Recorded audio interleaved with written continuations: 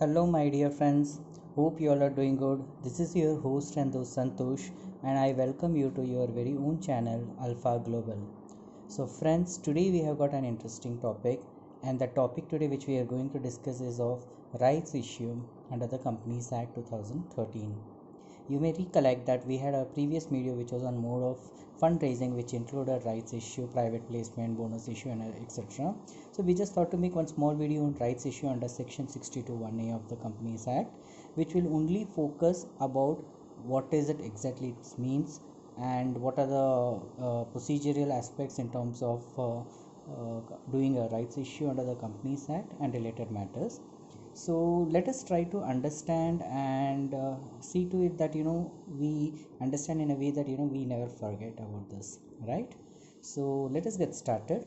So before starting this, I would like to let you know that this topic and the video what we are going to discuss is on section 62, and specifically we are covering today is only from the perspective of the companies and not from the listed companies perspective, because for listed companies it is even a SEBI ICDR regulations is also applicable. So the governing sections for listed companies will be section 62 and SEBI ICDR, whereas for the other companies which are unlisted, for them it will be under section 62 of the Companies Act and the rules, if any, framed thereunder.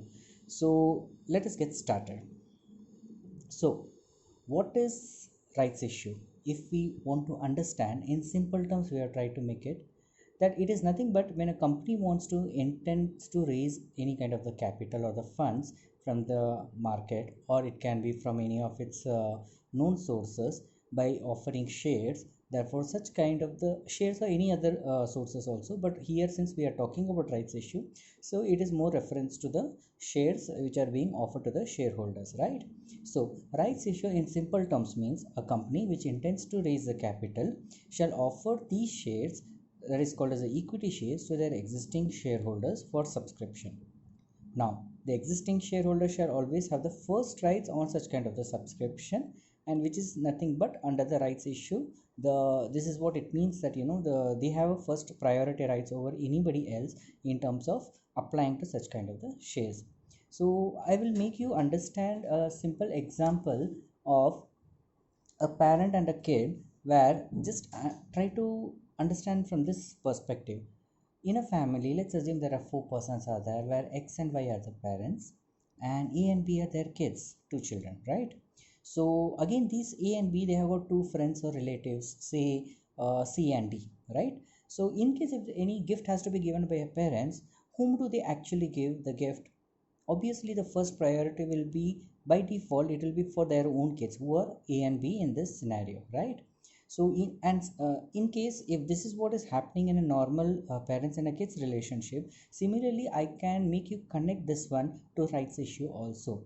Now in a rights issue, let's assume that company is nothing but a parent and it has got its shareholders who are nothing but their kids. So shareholders can be treated as their own kids, and the gift you can refer here as the equity shares or the issue of the shares.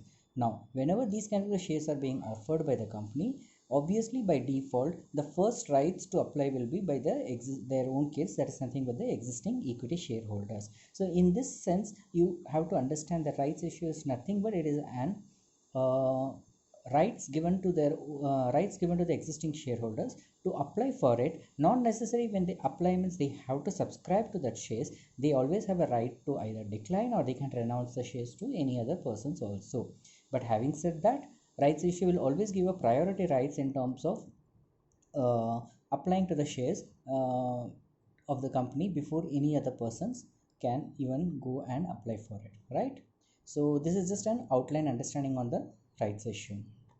Now we are going to talk about the key highlights of the rights issue, or key highlights of issue of shares on rights basis. Certain points which are important and we have just tried to put across in a one liner, and you can just keep this in mind, and definitely we are going to talk about the procedural aspects hereafter.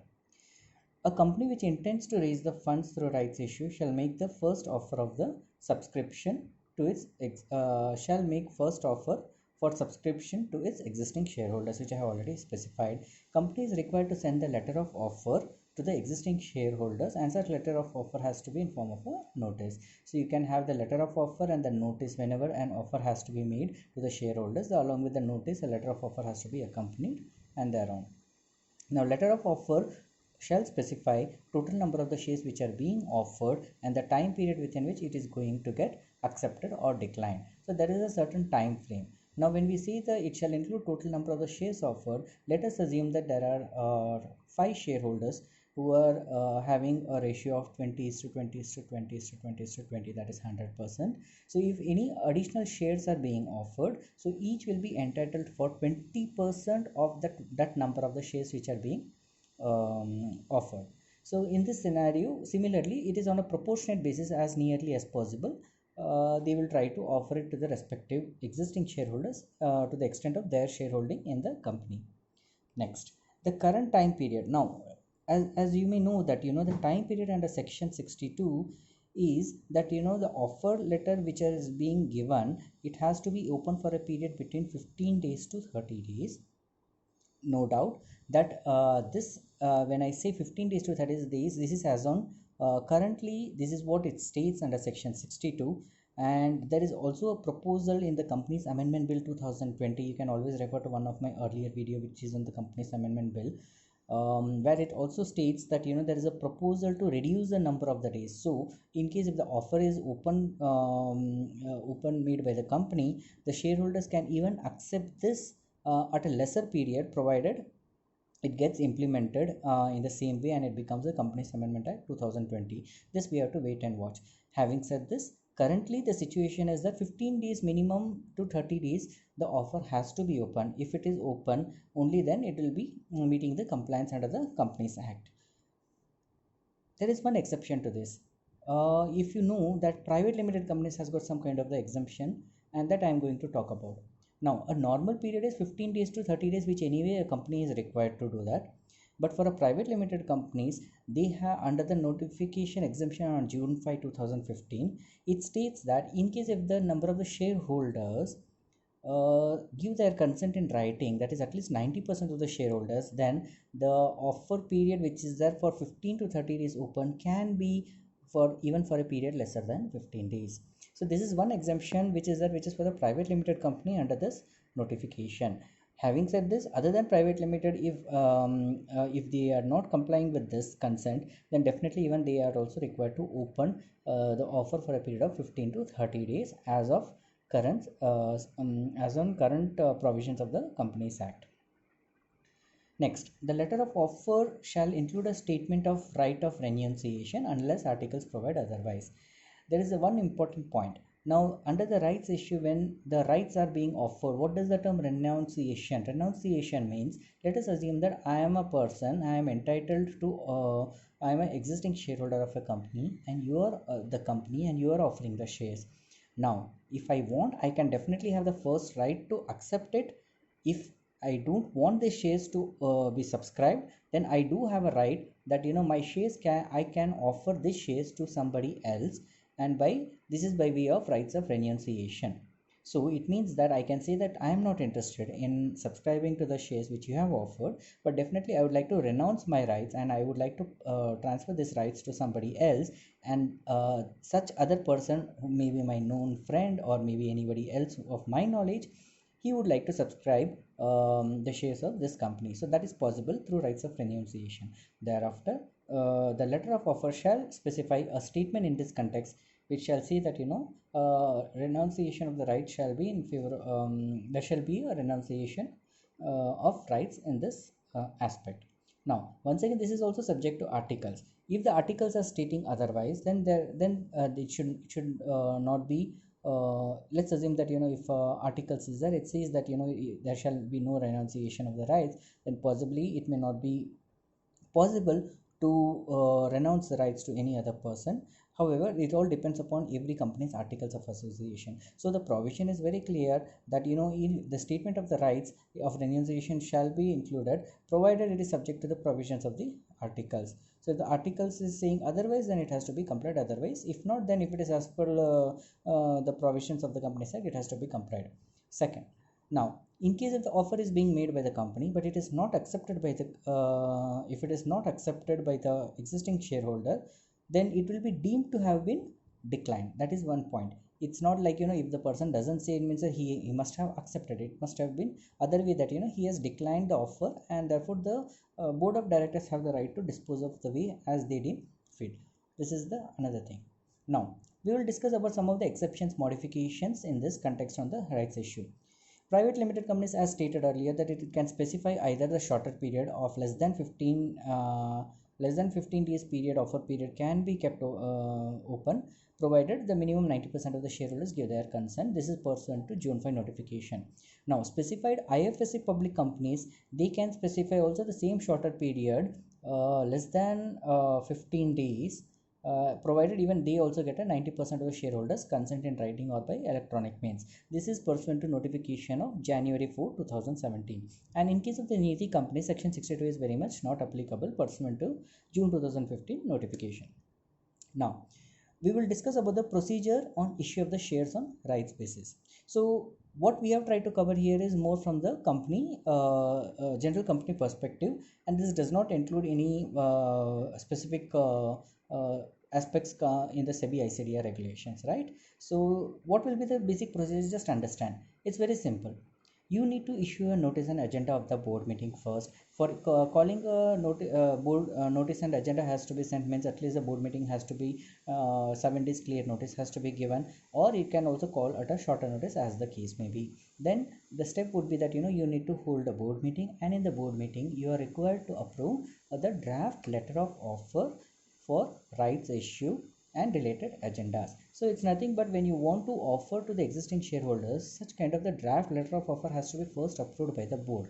Once that has been approved, only then you can proceed further in terms of further aspects of forwarding the letter of offer to the shareholders. Next, you have to authorize any of the directors or the company secretary or authorized persons who can issue the offer letter to the existing shareholders on behalf of the company. The offer period. Now, the offer period currently is to be between 15 to 30 days, as stated earlier. And private limited companies have an exemption where, provided with 90% consent, they can have an offer period less than 15 days. When the notice is to be dispatched, the next step is notice. Notice, when it has to be dispatched, it has to be dispatched through registered post or speed post, courier, or even by electronic means or any other sources. Electronic means by email, fax, or as the case may be. Now in this context, the notice which has to be dispatched, there has been certain updates also, which I have kept it in the last slide, which is reference to the COVID-19 aspect, where it was not possible for the certain listed company, not certain, in fact most of the companies, due to the lockdown, that to forward the notices under section 62 dispatching of the notice, and that I would like to discuss at the end of this slide. Now, notice shall be delivered at least 3 days before the opening of the rights issue. Under section 62, what it states is that if I have to make the offer period before the offer period begins, at least before that, the intimation of the notice of that offer being open should be sent across to the shareholders at least 3 days prior to the actual due. So one point also comes in mind is that, what about that 90% exemption which has been given, where 90% of the shareholders, if they agree for a private limited, can they also have a notice at a lesser than 3 days? Now I am of the view that the 90% of the shareholders who give their consent in writing, in terms of having the issue for a period less than 15 days, is a different story, compared to reaching of the notice or the delivery of the notice to them about the information about having the rights issue to open, is it two different aspects. Thereby I am of the view that the 3 days notice period shall hold good even if it is for a private limited company. So at least the notice has to be delivered or dispatched within at least 3 days prior to the opening of the rights issue offer. If you differ to any of these aspects or any points, you can always share your comments in the comment section, and it would be a good learning exercise. But however, this is what is our view.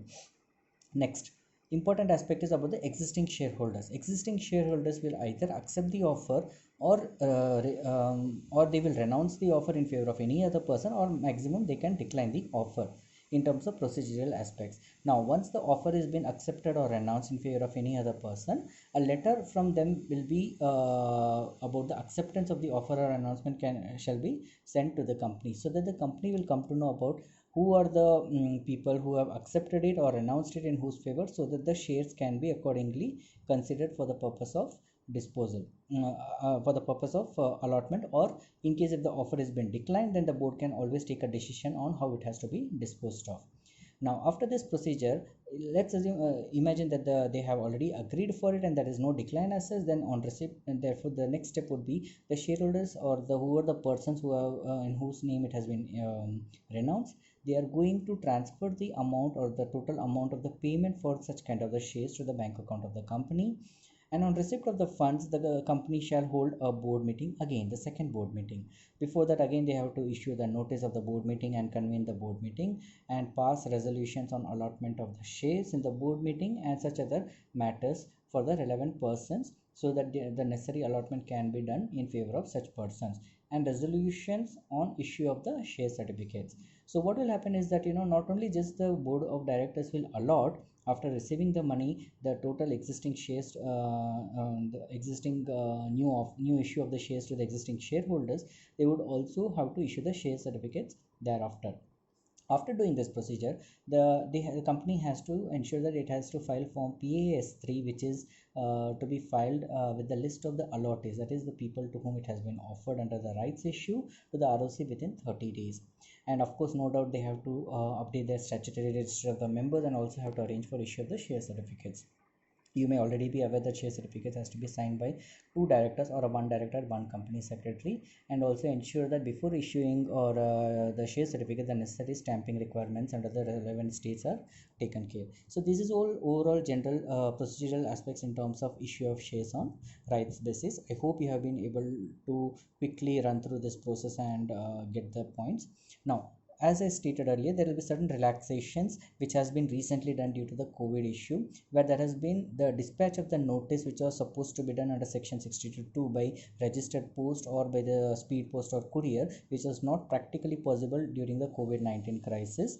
Therefore, in this case, MCA on 11th of May 2020 by Circular 21 had given certain relaxations for all those companies which are raising the, specifically the listed companies, where they are raising the rights issue with up to July 31st 2020, and they can always send the necessary documentations in this context of the notice, etc., in form of electronic means, and it will not be considered as a violation under the Companies Act 2013. Also, SEBI prior to this had also issued a circular number 70 dated 6th May, where it had also granted one-time exemption to the company, to the listed companies in terms of SEBI ICDR regulations, where rights issue up to July 31st 2020, they are supposed to do the needful in terms of dispatching through electronic means, any possible best possible means to reach out through directly or through their issuers or any or whatever the requirements as per the SEBI